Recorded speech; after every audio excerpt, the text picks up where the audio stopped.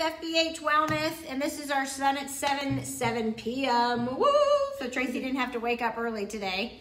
So this is, I can now say my friend Tracy. She was my neighbor or slash work neighbor, right, hallway buddy for a couple months. And I mean, thankfully, with the COVID and pandemic, we kind of been in the building and we've run into each other. And so she did something really fun for us last night. And I wanted her to tell you about herself. And then we're going to have a little conversation just about what COVID and all this crazy stuff has done to her business. So first of all, they call her next door at the Renew Medical Center, Dr. Dorsey. So today I wanted to kind of talk to her about what that meant and the story of Dr. Dorsey. So, all right. Welcome, Tracy. Well, thank you. So I started off many years ago. I know it's surprising because I look like I'm 25, but I started. Me too. I started off several years ago as a nurse. And then I got another advanced degree. And what I found working in the emergency room is that we weren't healing anything. We really weren't doing a lot.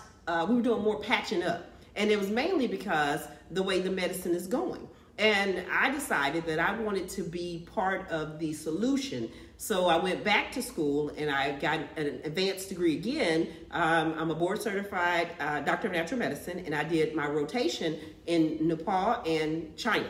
I was very fascinated by Chinese medicine because I love places that had long lifespans, long healthy lifespans. And I wanted to know a little bit more about that. I also really like people to understand that what you put into this temple and how you treat your body, that's what you get out. And so that's my whole business is geared around that.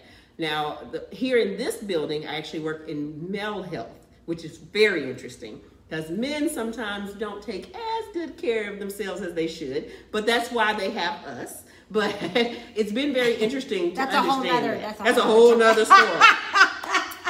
So my business is very multifaceted. I have ADHD, so anybody who has children that have ADHD, I now know maybe that's why we're that connected. My disability is my superpower. So I have to have a whole lot of things going on, and they feed into each other. So I became a medical esthetician, and while I'm doing skincare or facial, I'm actually talking about everything with your health. I'm probably the biggest life coach during a facial you could ever have. And it all ties in. Sometimes when people are very nervous, like they've gotten some type of diagnosis, when I do, I'll tell them, I'm going to do a facial on you. And they look at me like, well, I'm here to find out about my disease process. You will, but this relaxes them and we get to talk about it. So that's kind of what I do. Wow. Okay, so yesterday we had a little, the end of our teen program, and I wanted to give the girls something kind of special, and we have been talking for months about doing this, and it just, you know how life goes.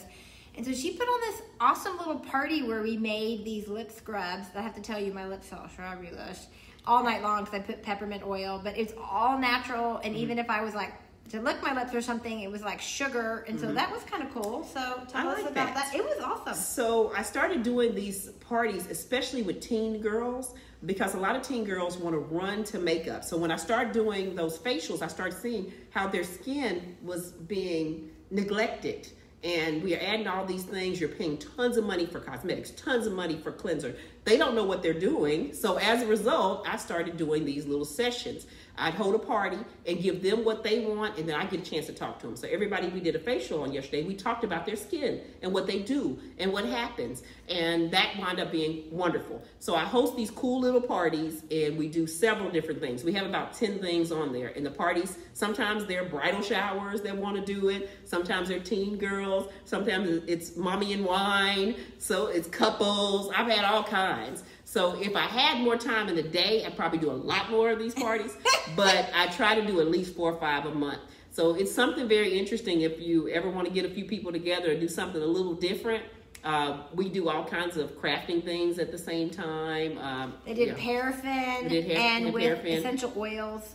It was awesome. Yes, it's fun, and thank you guys for letting us come. Your girls were absolutely amazing. They let me do anything that I wanted. As far as I said no facials or massages because I thought nobody would want anybody to be close to their face, and everybody wanted a facial. And she was all decked out, covered up in plastic, and had her gloves on, her mask on. And they loved the facials, and I loved the salt scrub thing. So, and they also did bath salts and it was amazing. Good deal. So that's about you. Okay, so how do you think, so the question in the universe that everybody's been asking me, first of all, is how has your business survived with COVID, and how are you doing, and how are you going? How's the business going? And so how is your business? I remember in the hallway, she told me that she was doing telemedicine. I am doing telemedicine. And it's going very well. Couple things. This has given kind of a reset on my business and life, period. It made us understand and appreciate a lot of things. We also learned a lot of things we can live without. I've learned a lot about what I can live without. And as far as the COVID situation itself, I think one of our biggest problems is that we allow fear to get in the way. So we have to think about what a virus does and how we can counteract a virus, and we have to keep moving, because I don't want that virus to take over us, when technically we're doing a lot of the things we need to do to be more proactive versus reactive. And that is the key, is just keeping and not maybe worrying as much about what is on the news, but try to research and talk to people who know what they're talking about. Look at the CDC. Look at things that are going to be factual, because, again, the news wants ratings, right? So, of course, everybody wants something. Everybody wants something. So just educate yourself and don't be indulged in this, what's going on right now. Think about how we can actually get around and get stronger with it. And moving forward, we'll be a much more protective country, period. I find it interesting that in the ER, we have so less food poisoning since all this happened, because everybody's doing what they should have been doing anyway. They're washing hands, they're cleaning, they're watching temperatures. I've had so much less in so many things that are more diseases that are more commutable. I'm having so much less now. So So we want to be aware. Interesting. We want to be aware, but we need to figure out what's next phase. Yeah. What's our next phase as a protective country? What's our next phase? That's coming, I'm sure. Okay, so in the middle of COVID, we've got craziness. Now we have an uproar in racism and you know, for me, I talked about this the last couple weeks, guys. You know that for me, you know, when I walked in and met Rachel and Tracy, there was nothing. I wasn't like, they're black, and I was just like, that's a woman-owned business. I'm a woman-owned business, and that was my immediate connection. Right. So that has never been part of my life, because it's always just been, she's a woman, I'm a woman. Right. And I've just rolled with that. So, however, somebody told me 2 weeks ago that I should be walking up, you know, to people saying, how are you? And embracing them, that they had had a lot of pain, and acknowledging them, and you know, offering hugs if they want that. And so when I saw her in the hallway, I'm like, how are you? You know, I felt like I hadn't done enough. And so, and I do that, of course, with people, but I really didn't. And so then I, you know, talked to Rachel and to her, and was like, how's your family? How are you doing? And so I felt like I had really missed the boat on being sensitive about that. And so since last 2 weeks, I talked with Catrice, and you guys heard that long conversation about how it was very hard for her, and there was a lot of sadness. So how has that changed, you know, just your lifespan and perspective? Right. So I think a little bit differently, and if you talk to 5 or 6 different people, they're going to tell you 5 or 6 things. Okay. I have a similar concept. First of all, at the hospital here, I did have a lot of people coming up to me, and my issue is, did that make you feel good or bad? Actually, it didn't make me feel good. Well, I would appreciate the fact that you're aware, because that's what I think the problem is. I felt weird going like, are you okay? I'm like, well, of course she's okay. Well, and when people would say it, I'd be clueless. I'm like, huh? Do I look like I got something wrong with me? I was completely clueless on why. I got a booger? Yeah, I'm like, I think I'm okay. Do it look like I'm a unicorn? Yeah, so I'm just trying to. Yeah. But I understand, but it goes right back to what you're doing right now. I think if people would sit down and have candid conversations with each other, we are different cultures, but when we bleed, we both bleed red. Right. So if we can understand where a person is thinking, I think that makes so much a larger difference. The other thing is, even though what's going on with the police and everything is interesting, I'm on the cusp, because I do my men in blue. I still support you. No, I got to. I need you. Right. I appreciate you. I don't really think that I know I don't like the things that are going on. However, maybe let's go back to the source, not just stick on the color. Let's go back to why. I think it's because if cops look at people and think defense, then we need to work on that, period. Well, how could they not? How could both ends not be? Like, don't you think cops are on the defense almost all the time?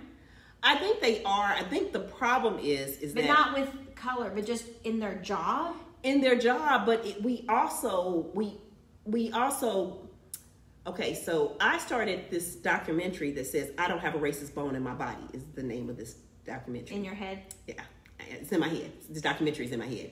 And it's basically saying that what people don't realize is that I don't believe that you're a racist. I think you don't understand the other culture. So it's not unusual for you to be walking down the street and you see somebody and they're... What? They look weird. Yeah, what and then what do? You grab your purse. Well, you move over real close. They just look different. They just look different. Yeah. And so I am at a point where I think people just need to stop and kind of understand that it's okay to have different people around you and not be so fearful of them. Now, as far as the cops are concerned, you're trained to actually understand and read body language, and that's where they're not doing. Oh yeah, that's not good. Yeah, well, they're trained to they're trained to really look a little bit further, and I don't know if that's really happening. I think that they get scared and worried, and then they get defensive, and they do a gut reaction. That's not acceptable, and but it goes back to training. Yeah. And it does go back to some bad seeds. It goes back to being better with picking people to be our police officers. I actually I teach a class. I teach first aid and CPR. I have a lot of police officers that I teach these classes to. And one of the things that interests me is that I will not say which area, but they talked about the fact that they had such a hard time getting people to join the police academy. So what do? We lower the standards. We lower what we're going to do. So if that's the case, and then all the people who are fussing about what the police are doing and this, how many people do you personally know who have applied for the police department? Oh. So if you... But it goes down to everything else. We want to complain about something that we don't understand. Right. That we haven't put any investment into. Right.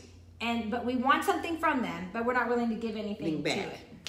The other Human issue nature. that we need to look at is just maybe our whole court system. Let's look at that, because it's systematically, it has certain races that it systematically targets. So, and on the flip side of that, if you systematically target, how are you rehabilitating people? So what happens is, if a person comes out of jail, they can't vote, have no job, no family life, no nothing. What do? The same thing that got them back in it in the first place. Right, so we owe it to actually try to work on the rehabilitation part. So my point is that if you're going to deal with the race situation, you're going to have to look at it as a whole, and it involves all of us doing it. So yes, you could say, I just want to know how you're doing and so forth, but it's a lot more effective for us to do things like this and figure out how can we make a difference? How can we educate people? How can we tell people, if you don't want to be in this bubble, don't do the crime. Let's figure out how we can not get the crime done, and then we won't be in that bubble. And then and then we also really do want to pay more attention on the cultural differences, the race differences, and talk to people. Don't be scared to do like you do. You talk to everybody. I think you talk to some people who ain't even human, and that's okay. It's okay. I think you be talking to the little birds, and talking to the plants. Oh no! But we need to do that. Oh my goodness! I am shocked how many people will come in the door, look me in my face, and will not say hello. So what am I going to do? I'm going to show you that I want us to be connected. So I'm like, hey, how you doing? And those things we need to do. And if you have a friend of another culture, not just African American, I have a bunch of friends from all over. I'm constantly asking them about their culture. What does this mean to you? What do you eat? What do you put in your hair? How do you make it? I want to know. It's fascinating. I want to know. And it helps us stay better connected, so I understand your culture, you understand mine. Doesn't mean that it's right or wrong. It just may mean that we're raised differently. And we are in different, it depends on where you are in the world. And I need to know. I want to know why you feel your way. Why do I feel this way? At the hospital, I have so many people. Sometimes I wear braids. They're so fascinated by my braids, but they don't want to ask me about it.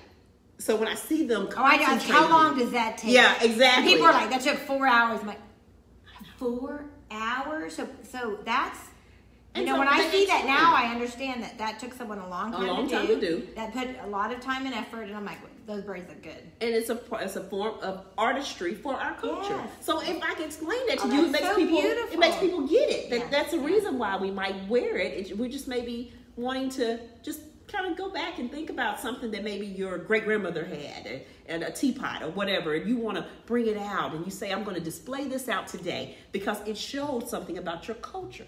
And so that's kind of, you know, and we could just stop and ask me the questions. You can, I tell people all the time, you want to touch it? You can touch it. The braids. Maybe my grandmother talked to birds. I don't know. You might be the bird whisperer. I think she thinks I'm a wacko. No. That's okay. Oh, gosh. Well, that's good. Okay. Well, okay. That's a lot. No, I like it. I love it. I think with the last 3 weeks of hearing different perspectives, it has been, I mean, because I challenged myself the second week about just, you know, being prejudiced and all this stuff, that it really wasn't toward a race, but I do have these things that I struggle with toward certain people groups. Right. And that I've been really challenging myself to try to be more patient and with that. And so it's not it's just, that's just how people are connected. So I think we can all learn something from. I have a question for you. I'll put you on the spot. Whoa. All right. Okay. Do you think, like you said, you have kind of thoughts and things that you're working on with yourself? Yeah. Do you think that it's more socioeconomic than race? Well, I think it's about environment and how maybe my personality, right? Maybe how I was raised or how I interpret people's behavior, right, and it has nothing to do with race. Yeah. So that's what I challenged myself on. I was like, gosh, is this racism? I was like, no, this has nothing to do with racism. I'm prejudiced toward a attitude or toward behavior, but it is not racism. But I had to check myself. And try to figure it out. Yeah. So. Well, thank you so much for having me here. Okay, well, thank you, Dr. Dorsey. So I'll give you my website. If you guys want to come visit my website, I'll put it on here. Okay. Yeah, it was cool. Book a party, dude. It's, well, after COVID, but. Yes. Yeah. And if anybody wants to I wrote a book. And if anybody wants to do a telemedicine visit, I have a very quick telemedicine visit that's at no charge. But it's just talking quickly about anything that you may want to talk about. It is more geared towards things in your home and things that you should have that will help you be healthier. And if you'd like to do it, you're more than welcome to go on the website and go to the free one. Like a home tour? Well, I do. I talk to them about, like, a lot of people, it's a supplement to our billion-dollar industry. People spend so much money, and most of the ones that they have is crap. So we talk about it. We talk about, just because it's high, it's expensive, it doesn't mean that it's good. For example, I like people to be on 50,000 units of vitamin D once a week. Okay, you can't get that actually at the store anyway. But if you were to do this, to buy it from the manufacturer, a 3-month supply is $12. You can't get a 2,000 IU dose for $12. So that's what we're selling here. Just talking to you about what you have, what you're taking. A lot of people do essential oils. I like to talk to you about which ones are good, how do you combine them, what do you do, how do you make your own astringents, how you make your own disinfectants, things like that. I just like to look around and let you tell me what you have. You bring it back to the phone. This is what I have, and I can just kind of go over it with you. Like what you're interested in. Yep. Okay, that's awesome. I'm going to put all the information on the website. So, all right. Well, thanks. Thank you. Okay, neighbor, friend, coworker. Yes, neighbor, friend, all right. All right, guys. Signing off. Sister, I like that. Signing off, Sun and 7, Donna Fisher. All right, guys. Thanks. My shirt is cracking me up. Bye, guys.